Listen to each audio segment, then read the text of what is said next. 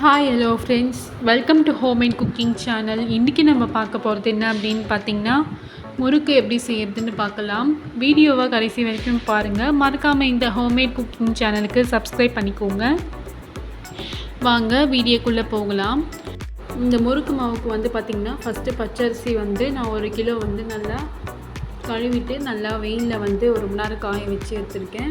அது கூடவே வந்து பார்த்திங்கன்னா 100 கிராம் உளுத்தம்பருப்பு அதையும் வறுத்துட்டு அந்த பச்சரிசி கூட சேர்த்துக்கோங்க. மிஷினில் கொடுத்து நல்லா அரைச்சிக்கோங்க. இப்போ இந்த முறுக்கு மாவில் வந்து நான் வந்து 2 டேபிள் ஸ்பூன் சில்லி பவுடர் சேர்த்துருக்கேன். ஒரு 2 டேபிள் ஸ்பூன் சீரகம் சேர்த்துருக்கேன். சேர்த்துட்டு தேவையான அளவுக்கு உப்பு சேர்த்துக்கோங்க. இப்போ வந்து எல்லாத்தையும் சேர்த்து நல்லா மிக்ஸ் பண்ணி விடுங்க.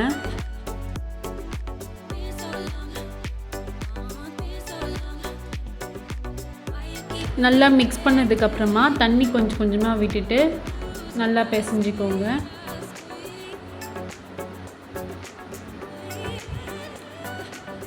இதில் தண்ணி மட்டும்தான் நான் சேர்த்துருக்கேன். பட்டர் எதுவும் நான் சேர்க்கலை. பட்டர் வேணும்னா நீங்கள் ஒரு 2 டேபிள் ஸ்பூன் சேர்த்துக்கோங்க. இல்லைனா எண்ணெய் கூட சேர்த்துக்கிறதா இருந்தாலும் சேர்த்துக்கலாம்.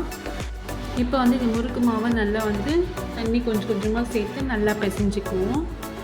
இது கொஞ்சம் நல்லா ஹார்டாகவே பிசைஞ்சிக்கோங்க. அப்போ தான் வந்து முறுக்கு வந்து நல்லா வரும்.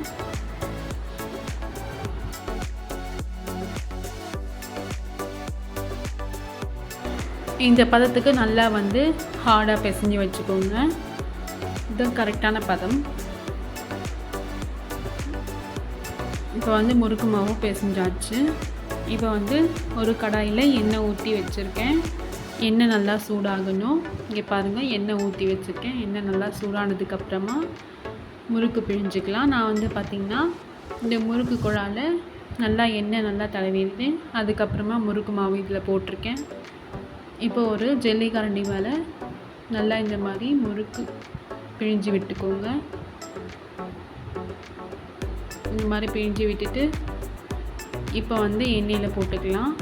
இதே மாதிரி எல்லா முறுக்கையும் நான் இந்த மாதிரி நல்லா பிழிஞ்சிட்டு சுட்டுக்கிறேன்.